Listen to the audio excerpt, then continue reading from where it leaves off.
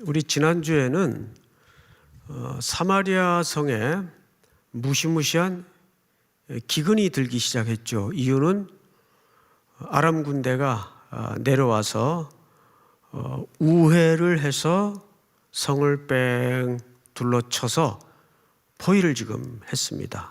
모든 복음로라든지 소통이 다 막혔어요. 그러니까 성 안에 사람들이 일정 분량의 음식과 소모품을 가지고 어느 정도까지는 생활을 했겠지만 그것도 한계가 있을 거 아니에요. 다 떨어지고 나중에는 끔찍한 일들이 벌어지죠. 오늘은 네 집 아이를 먹고 내일은 우리 집 아이를 먹고. 근데 이것이 기근의 정도를 말하는 것이 아니라 사실은 무엇을 떠난 결과라고 확인을 했었죠. 하나님의 말씀을 떠난 결과라고 확인을 했었어요. 그러자 북이스라엘 왕이 이런 국가적 또 성 안에 위기가 봉착이 되면 사실 상식선에서는 두 가지 밖에는 방법이 없어요. 첫 번째는 하나님의 도움과 하나님의 방법을 철저하게 엎드려서 기다리는 방법. 이것이 우리 신앙인들이 취해야 될 가장 소극적인 태도 같지만 사실은 가장 강력한 액션이에요. 근데 왕은 불행하게도 이 방법을 선택하지 않고 이 모든 원인이 저 하나님의 선지자 엘리사라는 사람에게 촉발된 거다.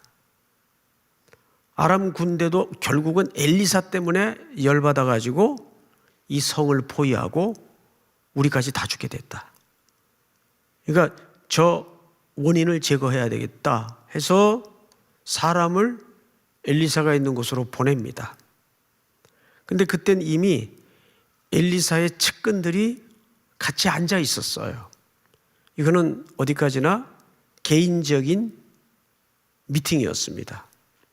그런데 성경을 잘 보십시다. 33절, 6장 33절이죠. 무리와 말할 때에, 그러니까 엘리사가 몇몇 지인들과 앉아서 국가적인 재난에 대해서 이야기를 하고 있었겠죠. 무리와 말할 때 그 사자가, 왕이 보낸 사자예요. 그에게 이르니라. 왕이 이르되, 이제 왕의 메신저로서 메시지를 전하는 거겠죠.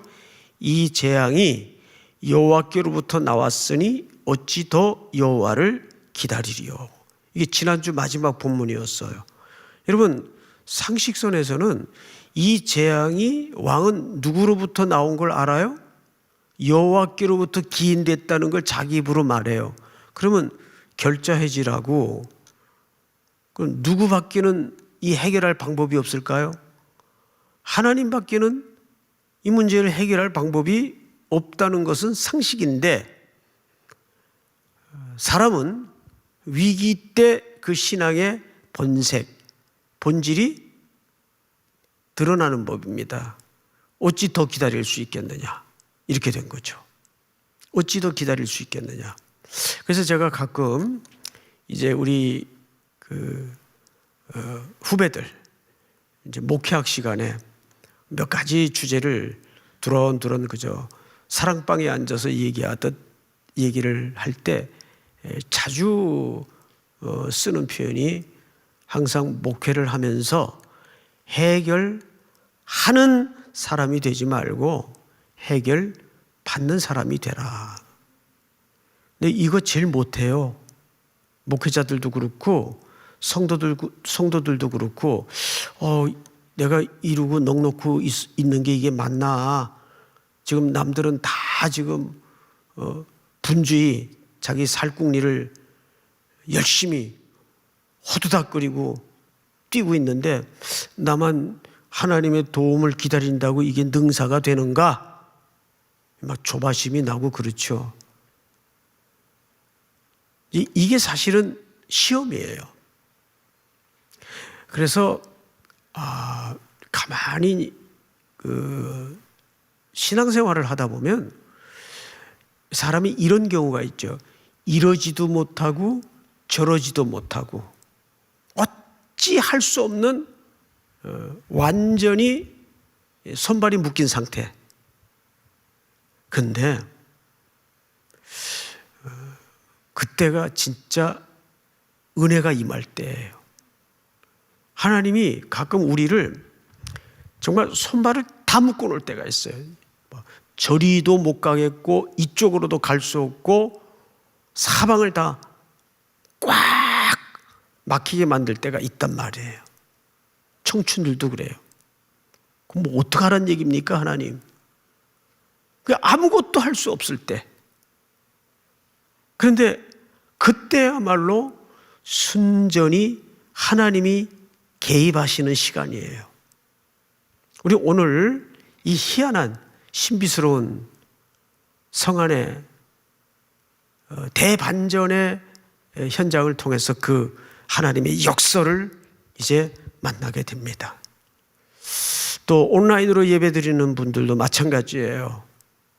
뭐 얼마나 많은 사연들을 지금 가슴 한켠에 묵직하게 끌어안고 말씀을 듣고 계시겠어요. 그러니까 지금 왕은 이럴 때일수록 이 문제가 하나님께로부터 왔다는 고백을 자기 입으로 했다면 더더욱 누구 앞에 밀고 들어가야 돼요? 하나님께 밀고 들어가야죠.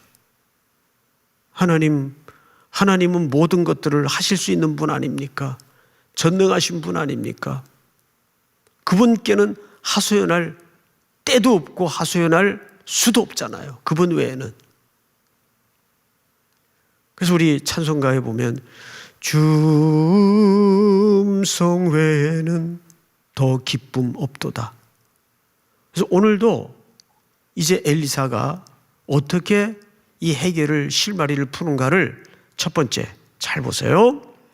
7장 1절 엘리사가 이르되 여호와의 말씀을 어떻게 하라고? 들을지어다. 자, 앞을 좀 봐주세요. 이게 신명기 주제예요. 쉐마 이스라엘, 이스라엘아 들으라. 그 신명기라는 책은 이제 7 가나안 족속이 우상 문화와 이방 문화에 쩌들어서 이미 토양을 만들어 놓고 있는 그 가나안 땅에 이 광야의 40년을 돌아다닌 히브리에서 탈출한 노예들이 이제 들어가 살아야 돼요. 그러면 진공 상태에서 살아도 인간이 본래상 부패한 존재일 텐데 얼마나 쉽게 동화되고 물들기 쉽겠어요. 그래서 들여보내기 전에 하나님께서 신명기라는 책에 계속 강조한 게 뭐예요? 이스라엘아 들으라. 이스라엘아 들으라. 문설주에 써놓고 손목에 기호를 만들어 붙여놓고 외워 들리게 하라. 네 자녀들에게. 그런데 가나안에 들어가면서부터 왕들을 요구하는 제국의 흉내를 이스라엘 백성들이 내더니 부득이 하나님께서 허용을 하자 그 세워진 왕들로부터 역출애굽이 다시 애굽화가 다시 진행이 돼요. 다시 우상화가 시작이 돼요. 그리고 성전은 혼합주의의 본거지가 되죠. 1000여 명의 여인들이 끌고 들어온 온갖 우상 신상들을 성전에 갖다 놓고 이스라엘은 가히 종교 백화점이 됩니다. 결국 그 백성을 고치기 위해서 하나님은 아수르 바벨론을 들어서 이스라엘 백성들을 먼 태양의 나라로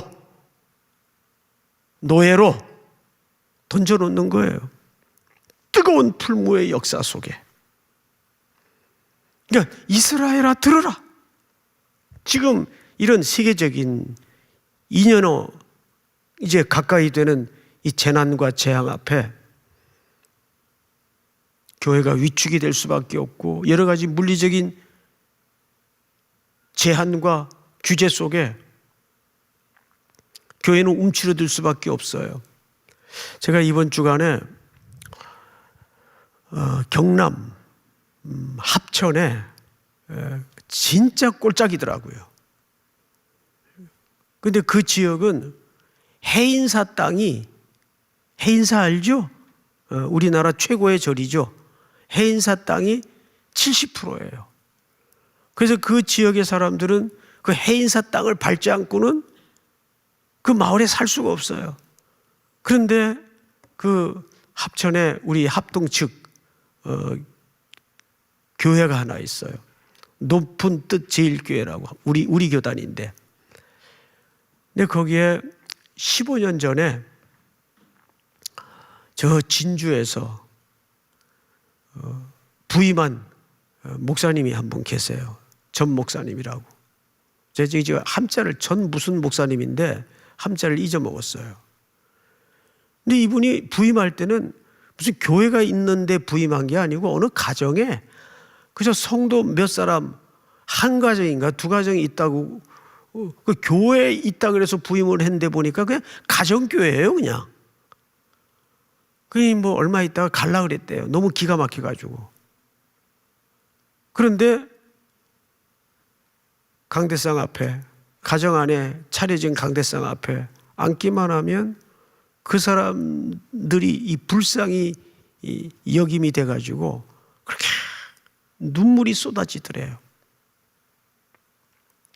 근데 그 목사님에게 총신 다니는 아들이 하나 있었어요. 학부. 근데 이 전도사님이 또 보통이 아니에요. 그 시골에 그런 불량한 애들을 다 걷어다가 검정고시 공부를 시키는 거예요. 그 세상에 대구, 서울 학교를, 대학을 다 들여보냈어요. 진짜 공부가 안 되는 애들은 전문학교를 먼저 들여보내요. 그리고 전문학교에서 또 편입시험을 준비시켜가지고 또 4년제 대학에 편입을 보내요. 너희들이 사는 길은 공부를 해야 산다. 그래야 교회에 전부 불러다가 공부를 시켜요. 그래서 걔네들을 본고에다가 싣고 대구로 데려다 주고, 또 대구에서 또 공부 끝나면 또 데리고 오고. 세상에 그 조그만 교회에서 코로나 터지기 전까지는 애들이 150명이에요. 150명. 어른보다 더 많아요, 숫자가. 그래서 이 애들을 교회에 정착시키기 위해서 아주 음악을 또 이분이 잘해요. 그 아들 전도사님이 기타를 가르쳐 주는 거예요. 처음엔 싼 기타로 시작해, 싼 기타로 가르쳐 주면 애들이 이제 또 연습을 하다가 금방 익힐 거 아니에요.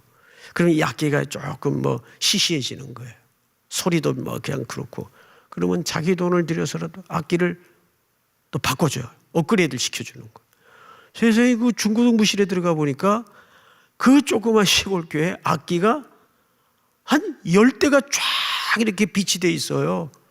사정을 들어보니까 그 키보드하고 기타가 그 아이들을 위해서 그 교회에서, 없는 교회에서 계속 사주는 거예요.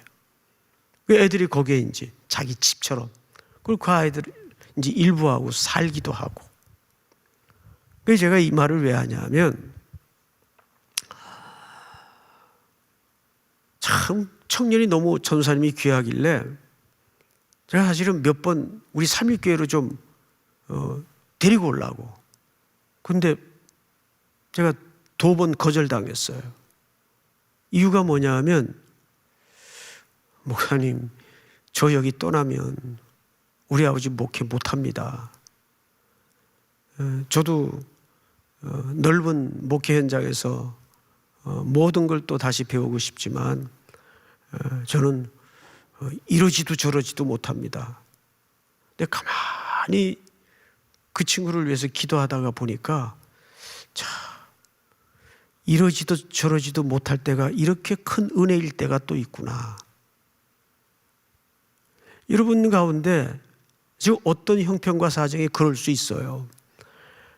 이거 뭐 이러지도 못하고 저러지도 못하고, 근데 지금은 속이 새카맣게 타들어가고 답답할 것 같지만 어느 정도 하나님의 때가 지나면 이유가 있었구나. 이유가 있었구나. 하나님이 틀림없이 최선이 아니라 최고의 방법을 내 인생 속에 경영하셨구나. 그 고백을 반드시 하게 되는 날이 올 줄을 믿습니다. 지금은 무슨 계획을 세우냐 그랬더니 그 마을 회관이 24개인데 합천군에 거기에 이 청년들을 파견을 해가지고 할머니 할아버지들 이제 위드 뭐 이제 우리 표현대로 위드 코로나가 되면 거기다가 이제 복음을 전하는 어떤 프로그램을 운영을 할 거래요. 그 회관, 마을 회관, 할아버지 할머니들 늘 거기 이제 모여서 장기도 두시고 뭐 화토도 치고 그러잖아요. 그래서 그 조그만 교회를 좀 단순히 조그만 교회가 아니라 그렇게 청년들 얘기할 때마다 목사님이 울컥울컥 해가지고 이렇게 우세요. 목사님이 그 마음이 있으니까 거기 지금 15년 넘게 그곳을 떠나지 못하고 정말 고적한 곳이에요. 나무 뭐 논 이거밖에 없어요. 휑해요 그냥. 그래서 이제 목사님들 한 30여 분하고 식사도 하고 또 대화를 하는 가운데 너무 마음이 아팠던 게 뭐냐 하면 기본적으로 다 우울증이 걸렸어요. 지금 고황장애는 대체로 걸려 있고, 고황장애는 왜 그러냐 그랬더니 코로나도 코로나지만 그 해인사 절의 횡포가 말로 다 알 수가 없대요. 그 압박과 그 집요한 그 옥죄어 오는 이 손길들이 너무너무 힘들다는 거예요. 정말 영적인 전쟁이구나 하는 생각이 들어요. 그래서 우리는 어떤 모든 상황 속에서도 인간적인 계산으로 바라볼 게 아무것도 없어요. 모든 영역에서 이게 영적인 전쟁이구나. 특별히 거기만 그런 것이 아니라 이 지방으로 내려가면 큰 절이 있는 지역은 그 절의 이 경제권이 우리 상상 이상이에요. 어마어마해요. 그걸로 휘두르는 거예요. 그 가난한 사람들은 그거라도 털려나가면 생계가 안 되니까 어쩔 수가 없는 거죠. 이런 농어촌 교회를 위해서도 여러분 꼭 기도해 주셔야 돼요. 특별히 우리 교회와 함께 복음의 동력자로 늘 기도하고 있는 영계교회들을 위해서, 어깨동무교회들을 위해서 기도해 주셔야 돼요. 그러니까 초점은 이럴 수도 없고 저럴 수도 없을 때 그것이 꼭 절망스러운 환경일 것 같지만 그때야말로 누가 개입할 수 있는 시간이에요? 하나님이 개입해 들어가는 시간이에요. 자, 그러면 어떻게 개입하시는가를 한번 보십시다. 2절을 보시면, 1절을 보시면 이르시되 내일 이맘때에 사마리아 성문에서 고운 밀가루 한 서알을 한 세겔로 매매하고, 그러니까 가격이 폭락한 거예요. 지난주에는 가격이 폭등을 했었죠. 뭐 호떡 한 개에 50만 원씩 하고 그랬잖아요. 예를 들면. 근데 지금은 소고기 한 근에 막 10원 하고 폭락, 누구나 사서 먹을 수 있도록 이 기근과 절망에 놓인 성 안이 그렇게 될 것을 누가? 엘리사가 지금 선언하고 선포하고 있는 거예요. 성경을 보십시다. 2절 우리 한번 같이 읽어볼까요? 2절만 시작. 그때 왕이 그의 손에 의지하는 자 곧 한 장관이 하나님의 사람에게 대답하여 이르되 여호와께서 하늘에 창을 내신들 어찌 이런 일이 있으리요 하더라. 엘리사가 이르되 내가 내 눈으로 보리라 그러나 그것을 먹지는 못하리라 하니라. 네, 눈으로 보긴 하는데 그러한 기적의 일들을 눈으로 보긴 하는데 뭐 하진 못하리라? 먹지는 못하리라. 이런 걸 뭐라 그래요, 여러분?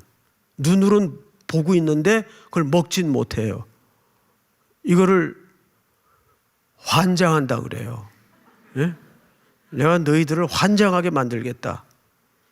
요즘 대환장이라는 말을 쓰더군요. 대환장. 자, 그런데 신비한 일이 벌어집니다. 3절 성문 어귀에 나병 환자 4사람이 있더니, 여러분 이 사람들은 성 안에 못 들어가요. 나병 환자이기 때문에. 그런데 이 사람이 일찍이 4사람이 성문에 와 있어요. 왜 그랬을까요? 이 나병 환자는 누구와 극적인 대조를 시키고 있는지 아세요? 엘리사의 말 속에 하나님의 역사를 전혀 신뢰하지 않고 있는 왕과 그와 함께한 고관들과 이 4명의 나환자는 극적인 대조를 성경이 의도적으로 시키고 있는 거예요. 그들은 엘리사가 말을 했는데도, 선포를 했는데도 안 믿었어요. 그러니까 엘리사가 너희가 그 기적을 볼 거다. 그런데 먹지 못할 거다. 근데 이미 그 얘기를 어떻게 듣고 4명의 나병 환자가 지금 어디에 와 있어요? 성문 어귀에 와 있어요. 왜? 그런 기적이 어디서부터 시작이 된다고 얘기했어요? 성문에서. 자, 2절을 잘 보시면, 1절을 보시면 사마리아 성문에서 고운 밀가루 한 쌀을 한 세겔로 매매하고, 이런 기적이 성문에서 일어날 거예요. 그런데 지금 이 4명의 나환자들이 어디에 와 있어요? 성문에 와 있어요. 왕은, 지위가 있는 사람들은 하나님의 말씀을 안 들어요. 그런데 나병 환자들은 어떤 마음일까요? 이 사람들은 이래도 죽고 저래도 죽는 사람들이에요. 여러분, 싸움의 기술이라는 그 책에 보면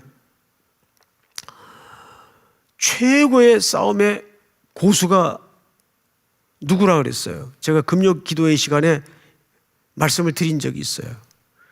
잃을 게 없는 사람들. 최고 싸움의 고수는 잃을 게 없는 사람들이에요. 잃을 게 많은 사람들은 못 싸워요. 잃을까봐, 털릴까봐. 그런데 4명의 나병 환자는 뭐 잃을 게 뭐가 있어요?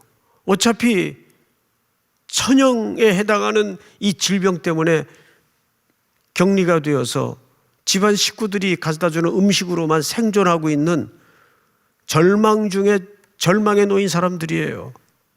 이 땅에 무슨 희망이 있겠어요? 자, 그런데 3절을 보십시다. 성문 어귀에 나병 환자 4사람이 있더니 그 친구에게 서로 말하되 우리가 어찌하여 여기 앉아서 죽기를 기다리랴. 이 사람들은 이래 죽으나 저래 죽으나 죽기는 마찬가지예요. 자, 만일 우리가 성읍으로 가자고 말한다면 성읍에는 굶주림이 있으니 우리가 거기서 죽을 것이요.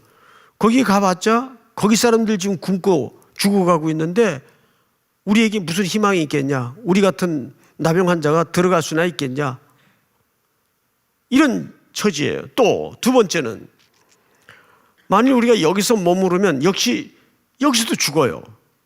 그런즉 우리가 가서 아람 군대에게 항복하자.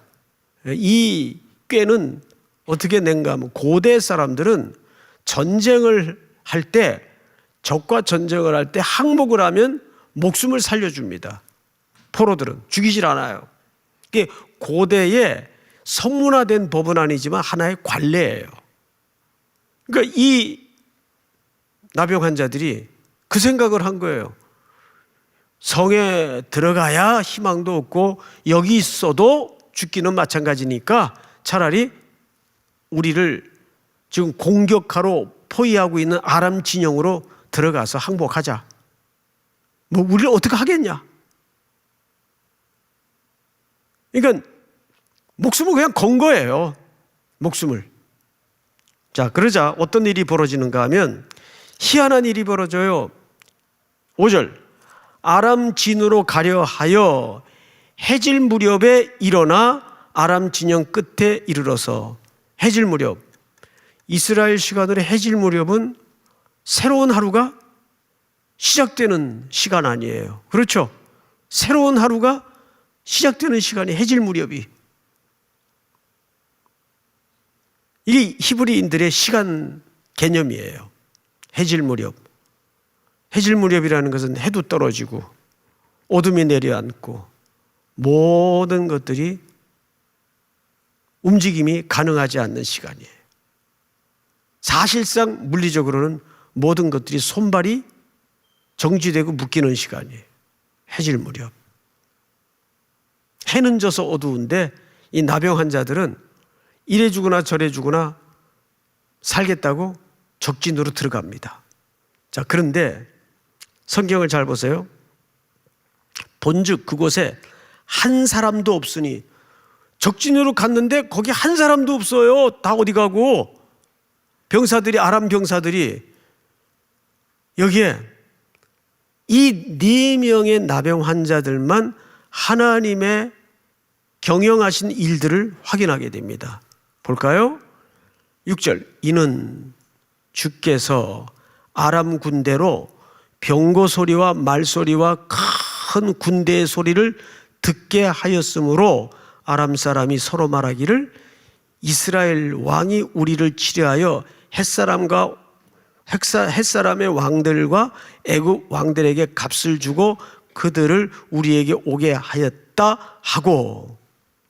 이 무슨 얘기냐 하면 4명의 나환자들의 발자국 소리를 하나님이 하나님의 천국의 확성기를 틀어가지고 애굽의 그 대군의 병력들의 말발굽과 병거 소리로 바꿔놓은 거예요. 이렇게 놀라운 얘기를 하는데, 응? 여러분들은 얼마나 믿음이 좋으시길래 뭐 그거 이미 알고 있었다는 듯이 아무 리액션도 안 하시고, 나는 이거 오늘 이게 종일 이 본문을 읽고 있다가 혼자 막 웃기도 하고 그랬는데, 야, 하나님 참 너무 재밌으시다. 지금 그 진영으로 들어가는 사람은 4명밖에 없어요. 그것도 나환자 4명. 근데 하나님이 그거를 어떻게 천국의 확성기를 틀어가지고 큰 군대와 말발굽과 병거의 소리로 바꾸었다고요. 예? 하나님이. 도착해 보니까 아무도 없어. 다 도망가 버리고. 그래도 빤히 쳐다만 보시고 와, 진짜 대단하시네요. 예? 이게 놀랍지 않아요? 얼마나 기가 막혀요. 하나님은 그렇게 역사하실 수 있어요. 예? 하나님을 여러분들이 정말 믿는다면 그냥 그대로 믿으세요. 뭐 거기 논하고 해석하고 따지지 말고 그냥 그대로 받아들이세요. 믿습니까? 그런 기도가 역사가 있어요. 그러니까 이 4명 환자가 어떻게 생각했어요? 이게 웬 떡이냐고 그 사람이 도망가느라고 또 전부 놓고 갔어요. 자기네들이 먹던 거 쓰던 거 무기 할 것 없이. 그러니까 난리 났어요. 지금 난리. 보세요. 7절. 해질 무렵에 일어나서 도망하되 그 장막과 말과 나귀를 버리고 진영을 그대로 두고 목숨을 위하여 도망하였습니다. 이건 보세요. 이 사람들도 그러니까 언제 도망했어요? 해질 무렵에. 해질 무렵에 나온 자 넷은 죽기를 각오하고 아람 진영으로 들어갔더니 거기 살 길이 생기고, 해질 무렵에 그 어마어마한 아람 군대는 살겠다고 도망을 가고, 얼마나 아이러니고 역설이에요. 이게 해질 무렵에 일어난 기적이에요. 믿습니까? 해질 무렵에 이런 은혜가 여러분들에게도 있어지기를 주의 이름으로 축복합니다. 자, 마지막 8절 우리 한번 다 같이 읽어볼까요? 시작. 그 나병 환자들이 진영 끝에 이르자 한 장막에 들어가서 먹고 마시고 거기서 은과 금과 의복을 가지고 가서 감추고 다시 와서 다른 장막에 들어가 거기서도 가지고 가서 감추니라. 이걸 한번 여러분 머릿속에 이렇게 한번 이렇게 유추해서 상상을 해보세요. 텅 빈 그 군대가 어질러 놓았던 모든 금은보와 먹거리 이런 거 배가 터지게 먹고, 이걸 어떻게 할 수가 없는 거예요. 여기 뭐 감췄다고 해서 이 불행한 인생을 살았던 사람들 평생에 이런 경험이 있었을까요? 없었을까요? 예, 저는 감춰도 괜찮다고 생각을 해요. 뭐 이 정도야? 예? 그런데 하나님이 이 놀라운 하나님의 회복과 구원의 은총을 처음으로 경험하는 자들이 누굽니까? 가장 절망스러운 사람들이, 가장 희망이 없던 사람들이. 그러니까 이 사람들이 막 배 터지게 먹고 막 감추고 그러는 걸 이렇게 보면서도, 글을 통해 보면서도 웃음이 저절로 나와요. 야, 이 네 명이 얼마나 신났을까? 예? 이 전라도 표현으로 어찌 있을까? 예? 할렐루야. 우리 교회도 이런 분들이 회복이 되고 배가 부르고 희망이 생기고 살 길을 찾는 환대의 은혜가 있기를 주의 이름으로 축복합니다. 네. 우리는 해질 무렵의 기적을 기억하십시오. 오늘 이 밤에도 기도할 때 해질 무렵의 기적이 우리 가정에도 내 인생에도 일어나게 하여 주시옵소서. 믿습니까? 우리 다 같이 한번 통성으로 기도하십시다. 오늘 주신 말씀 붙잡고 이스라엘아 들으라. 가장 힘겨운 시간을 온 인류는 지나고 있지만 이때야말로 여호와의 말씀을 듣는 시간이 되게 하여 주시고, 해질 무렵에 절망의 시간이지만 그 시간이 하나님이 개입하는 시간이 되게 하시고, 가장 절망스러웠던 사람들이 배부름을 얻고 환대를 받고 구원을 얻는 기적의 역사가 내 생에도 경험되어질 수 있도록 은혜를 새롭게 하여 주시옵소서. 우리 한번 주여 부른 다음에 기도하십시다. 주여. 사랑하시는 하나님 아버지, 오늘 이 밤에도 은혜를